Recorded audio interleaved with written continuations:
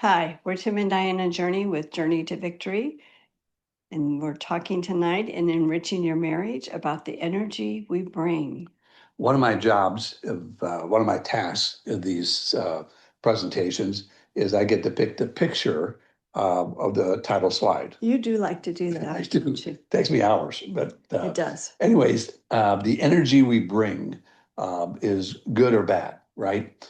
And we have a picture here of a couple, and I was Googling trying to get up ideas. I said a couple in a hurricane, and that's more like a tornado maybe with the spinning wind, and that's exactly what that looks like to me. And it's interesting that and I'll show you with my hands.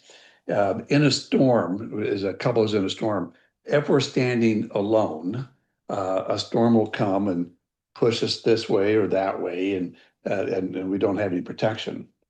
But as a couple in the midst of a storm, if we lean into each other, as this couple is doing, the storm presses us tighter together, and it helps us withstand the storm.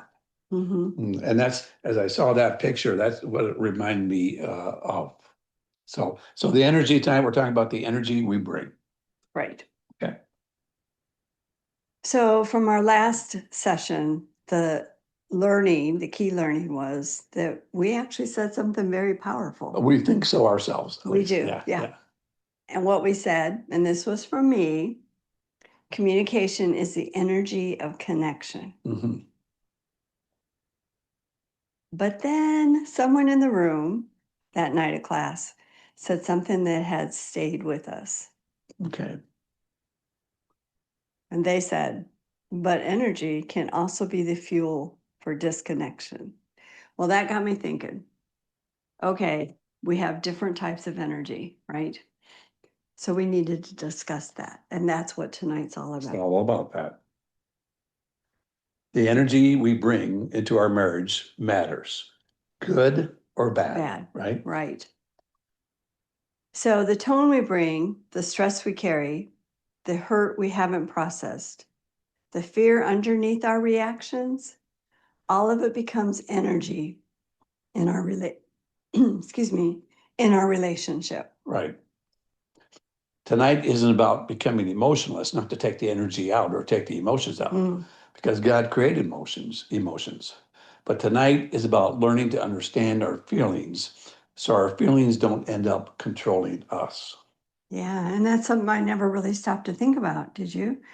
That my emotions were controlling me.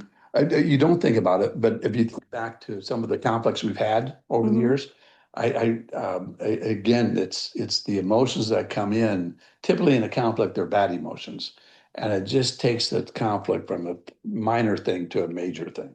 Right. Right. God created emotions. In Psalm 139, for you created my inmost being. I praise you because I am fearfully and wonderfully made. God made me the way I am, my personal style, your personal style, what I look like, what you look like, our male versus female, right? God made all those things, and He made our personal styles. He made our emotions. He made us who we are, Right. and they're wonderful. And we just need to know who we are and how do we control them. Exactly. So, at class, we had a group discussion. So we asked that, maybe you want to pause the video right now and you and your spouse spend just a minute or two talking about these questions. And the question is, growing up, what emotions were welcomed in your home? And what emotions were not welcomed in your home? I grew up in a family, I had 10 kids. I was number 6 of the group. And I just remember chaos all the time and got used to chaos. I like chaos. But chaos isn't an emotion. Well, it's not an emotion, but it probably brings the emotions, a chaos of fun, or chaos of fighting, overwhelmed. But again, your upbringing was totally different than mine. Totally different. And that was a big discussion we had at class, is that our bringing up affects kind of what we expect in a relationship. And, we learn our emotions in growing up. Sometimes while you're growing up, sometimes you're not welcome to show anger in your home or express anger. Or hugs. And then some homes are not loving. So there's not hugs and there's not I loves you. It's different. Yeah. In our class, when we presented this, they talked about birthdays. In one family, birthdays were the creme de la creme. I mean, it's your birthday. It is your special Big day. celebration. And birthday cake and party. And another person's birthday, it wasn't a big deal. Happy birthday, maybe, but that's it. No cake, no No party, no celebration. celebration. Yeah, no gifts. Yeah. And for you have a birthday all month long. I do, because my birthday is July 2nd. And July 2nd means I have till July 31st to celebrate my And birthday. the whole country celebrates your birthday. They do on July 4th. Isn't Yeah. that great with fireworks and everything? So again, how we grew up helped develop our emotions, right? Right. Yeah. So many of us learned emotional habits long before we got married. So we brought those habits into our marriage. Some learned to explode, some learned to shut down, some learned to avoid conflict altogether. But if we don't understand our feelings, they start to control us. Yeah, they do. We show a video clip here. So what we want you to do is pause, go to YouTube, and the video clip is from the movie Inside Out. The clip is Sadness Comforts Bing Bong. We have the link here. It's only about a 2.5 minute clip. It's not a long one, but it really does show emotions. It does. Yeah. Make sure you watch it. So in Inside Out, what did we see? What did joy try to do? And what does sadness do differently? And if you look inside yourself, which one are you in your marriage? Joy was trying to be the tickle monster, trying to get Bing Bong out of the dumps and come on, let's play. Everything's okay. We'll get through this. Don't worry about it. And Let's get up and go. He was not ready. And sadness did it differently. Sadness went and sat beside Bing Bong and then quietly asked some questions, Yeah, right? yeah. And just shared that must have been tough. Yeah. So in our marriage, who is who in that? Who's the one that says, let's get past this? That's you. That'd be me. That was pretty simple question. And who likes to go deeper in the moment? That's me. That'd be you. That'd be you. Yes, it would. And it's good to have one of each, probably, in the marriage. Yeah, but maybe you could be a little more like sadness. So Joy tries to fix it. And that's what you try to do. Right. Fix And it. sadness sits with Bing Bong and listens. And he feels after the conversation with sadness, he actually gets up. He feels seen and is able to move forward and say, hey, we're heading this way. Right. Right. Go this way. Yeah. Mm-hmm. So again, just a little clip from a movie. It can show a great example of how emotions within and the energy we bring works. Right. Right. So the energy we bring isn't it interesting how quickly emotions can take over the controls? Mm. In marriage, we let anger, fear, stress, exhaustion, or hurt grab the microphone before wisdom has a chance to speak. And they're quick to grab it. Very quick. Yep. I heard this story a long, long time ago and pulled it together for tonight's discussion. But it's emotions on a car ride. It's me, you, and our emotions. Where do the emotions sit in the car when they're with us? And there's really three places: the trunk, Mm-hmm. the front seat next to us, the passenger side, or the driver. And where should emotions be? And this little chart tells us emotions are real, emotions are present, but where they sit in the car changes everything. If we put our emotions in the trunk and lock them away, It'll build pressure until the trunk explodes, right? Right. If we put them in the passenger seat, they're heard, they're acknowledged, they're given a voice, but they're not behind the wheel. They don't have control.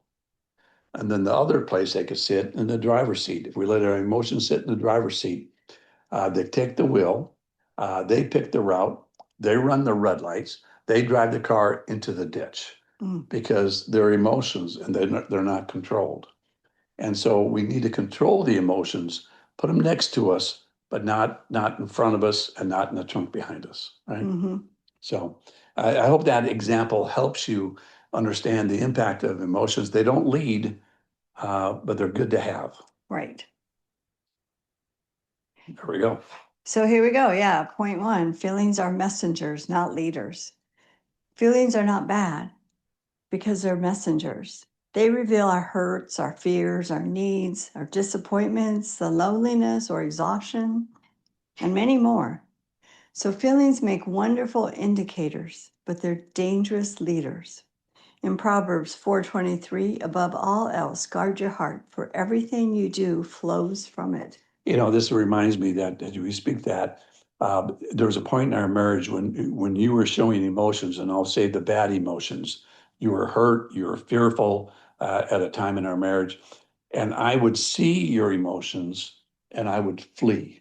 Right. Because I didn't want to, it wasn't like sadness. I didn't want to get engaged because I know we'd end up with a long discussion and I didn't want that. I just wanted to ignore. So and where avoid. were you putting your emotions? They were in the trunk. In the trunk. They were in the trunk. They were not in the passenger seat. No, it took me a while to learn that when you were showing emotions, I just need to let you know I'm there. And if you want to talk about them, that's fine. But I could sit next to you while you're having some bad emotions. But that had to come from both of us. I Yeah. had to learn to express my emotions in a way you could receive them Yeah. too. Keep it safe. Keep it safe. Yeah. So the hidden emotions, most couples are arguing about surface emotions when something deeper is actually happening. So we got to look below that surface. So anger may actually be hurt. Criticism may be fear. Withdrawal may be overwhelmed. Silence may actually be insecurity. What we don't name, we project. So in other words, we need to name our emotion. And engage with our partners when they're having emotions to try to get a better understanding as to what's going on, right? Right. Point two, the energy we bring. Remember what we said, that communication is the energy of connection, but emotion is the fuel underneath the energy. And fuel can do two things. One, it can warm a home or it can burn it down. Right. Same fuel, different outcome. The difference is control, right? Right. What energy does your spouse experience from you during hard conversations? Do they feel calm? Do they get defensive? Are they sarcastic, withdrawn, dismissive, safe? Sometimes all of those apply, right? And I'll say probably the word is it depends as to the topic at hand and how deep the topic is. Right. But it's learning even in all situations, no matter how deep the topic is, to be able to stay calm and to keep it safe. Right. Right. So. Energy is contagious. One person's calm can calm a room. One person's anger can raise tension quickly. We've worked with couples often that's the case. When one person gets defensive, then the other person really reacts in a defensive way, and then you got a tit for tat going on. And nothing gets accomplished. And that's when we can bring calm to the room, right? And because we know what to do. And couples need to learn this too, to bring calm into the conversation. Proverbs 15, a gentle answer turns away wrath, but a harsh word stirs up anger. And often what damages marriage isn't just the words, it's the emotional energy surrounding them, right? So let's look again, our last session, we talked about communicating like Jesus. So Jesus actually felt everything, but emotions didn't lead him. So isn't that beautiful that Jesus felt deep emotion too? He felt compassion, grief, frustration, and sorrow, but his emotions never controlled his purpose. Jesus often withdrew to lonely places and prayed. That's Luke 5:16. So what did Jesus do? He took time out. Timeouts. And if Jesus needed time out, well, then sometimes we definitely need them We do too. too. And so now we're going to introduce you to the feeling wheel. Mhm. And the reason we're talking about the feeling wheel is because we know that there's three basic emotions: sad, mad, and glad, right? Right. And if we look at the wheel, it's much deeper, much broader emotions that each of them have. And we want you to use that feeling wheel. And again, I may be mad what's going on, but if I go deeper onto that feeling wheel, come up with I'll call it a better word to describe what my emotion is, a different word, because if Donna just knows I have mad, sad, and glad, well, help me understand better what you mean by mad. And that feeling wheel can help me describe to you how I'm feeling, right? Right. Right. So it's really ask yourself, what am I really feeling underneath? So if the surface is that you're mad, you need to look beyond that mad and go deeper to what is it that really is causing you to be mad. Right. What emotion do I feel most often during conflict? What emotion do I try hardest not to show? What feeling underneath my reactions would I want my spouse to better understand for me? And when you can name your emotion, you can tame it, right? That's critical. Yeah. So go ahead. So we had some scenarios for the group to talk about. And so we're going to just share them and you can talk with your spouse. My husband came home late again without calling, and I didn't say anything. I just went to bed. So if we name that feeling, what was going on? It could have been disappointment. Certainly anger. Anger. Right? Yeah. Frustration, because maybe this isn't the first time. It could be disrespected. Yep, feel disrespected. So there could be many things. So just talk, amongst yourselves what you think would cause someone to feel that way and just go to bed. The next one, and talk about it. The next one, we haven't really talked in weeks. We just move around each other in the house. What's the emotion that would be triggered with that situation? I would think personally, if that was me, I would feel kind of not valued and lonely. Isolated. Yeah. What would you feel? Not cared for. That you don't care enough for me to ask me how I'm doing. Right. So talk about it as a couple and look at the feeling wheel as to what emotions are on there that would describe this. Okay. And the last one. My spouse reached over and held my hand during the church this morning. I didn't expect it. I didn't say a word. So I would think they would feel loved or cared for, or important. Connected. Yeah. Yeah. So again, look at the feeling wheel and what words come to life for you when you have this situation. To try it again. If you name it, you can tame it. Exactly. Right. So we're also going to talk about a tool. This is a tool we hand out. This is a tool we teach often to couples we work with. And it's a healthy timeout. So many couples think a timeout means failure, but it really doesn't. A timeout isn't running away. It's protecting your marriage from a version of you that isn't ready to talk yet. And that's so critical to realize whatever the situation is, conflict or anything, I'm not ready. I'm not in a good space to talk about it. Right. In James 1:19, everyone should be quick to listen, slow to speak, and slow to become angry. The healthy timeout, step one, recognize flooding signs. That's recognize flooding signs your emotions are taking over. Or do you have a racing heart and you're in the midst of a conflict, racing heart? We also know that in a racing heart, if your heartbeat gets above 100 beats a minute, that conversation you're in is no longer valuable. Right. If you or your spouse have raised their voice, if there's tears, you can't think clearly, you're feeling overwhelmed. Those are all great signs that you're flooding. And now is a great time to take a time out because you really can't communicate when you're being flooded. Right.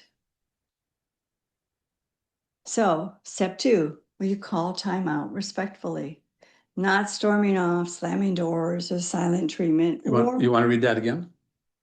Or can I finish, please? Okay. Or like I used to do before we knew all this, before we started coaching couples, I would take a timeout by getting in the car, driving somewhere, but I wouldn't take my phone, I wouldn't take my purse. I took the car keys. And I never told you where I was going, what I was It doing. was typically about 10:30 at night. Yes, it was late. And so how did you calm down?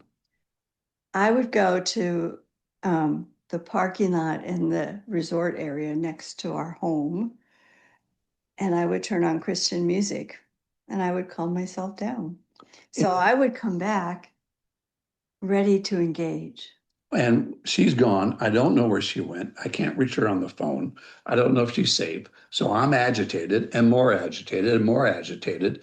Don't know what to do. And then she comes home and she's fine, but I'm not. And he's not ready to talk Yeah. about it. So we couldn't talk about it. Yeah. So a suggestion, instead of that, you might want to say something like, I care enough about us that I don't want to continue this conversation at this time. I need a little time to calm down, and I promise I'll come back. And that's the key there, is to promise to come back, because often people don't like timeouts because the person never comes back. Right. It's not shutting that conversation down. It's taking care of yourself, getting yourself in a position where you can come back and engage in that conversation in a calm manner, right? And you don't say, you need a timeout. No, it's always in the eye. you keep it in the eye. I need a timeout. Step 3, we're kind of talking about this, self-regulate during a timeout. Don't rehearse the argument in your head. That won't help you settle down at all. Don't build your defense case. That won't settle down at all. Well, Pray. settle you down to do your defense case, but come back to the conversation, it's not going to go well. Pray, breathe, walk, pull out the feeling wheel, look for your emotions. Ask God what's really underneath this. You would go to the resort area and listen to music. For me, it's slowing it down. Sometimes I'll turn on the TV and just flip channels, right? I'll be in we call it the nothing box. You do like that. I do. I can live in that nothing box a long time. You can. So self-regulate. And step 4, return. And this really is the critical step. Healthy couples pause, but they come back. A timeout without a return feels like abandonment. A timeout isn't ending the conversation, it's actually protecting it and helping it to be able to come to a resolution that you both agree on. Right, right. One more thing on calling it a timeout and with respect, you need to respect the timeout. We've had a number of couples come to us after we've talked to them about timeouts, and they're in the midst of an argument, and one of them calls a timeout, and the other person says, "No, you're not getting a timeout. We're going to finish this conversation." No, you need to respect the time. Respect the time. And the reason you respect it is because you want to get to a point where you can finish the discussion in a loving, calm way. Yeah. And you can't do that when you're agitated. Right. So we had a couple exercise, and so we suggest that you pause, this video, and take the time to do this.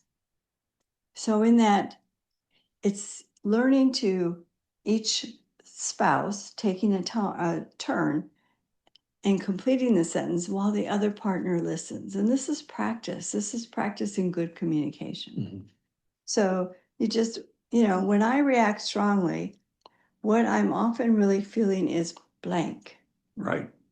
What helps me feel safe and connected is blank. Right. And one thing I'm working on, keeping it in the eye, I'm working on emotionally is blank. Yeah. And the rules are, again, no defending, don't be defensive, no correcting. Just listen and mirror back to your partner. What helps me feel safe and connected is when we talk we call it the meeting at the fence. When we talk at our location where we call it the meeting at the fence, the two chairs we have in our living room, I feel safe in that spot to have a conversation. Right. And somehow the emotions, the bad emotions stay at bay there. I don't know why. Maybe because we practiced it enough. Probably. So do this little exercise and then come on back. So another couple exercises, what I need you to understand, and this is really, keys to the exercise. The 3 keys is name what you're feeling and use the will. Yeah. Pause before you react, take that time out, ask for it respectfully, and return when you have self-regulated. Don't walk out, walk back. Yeah.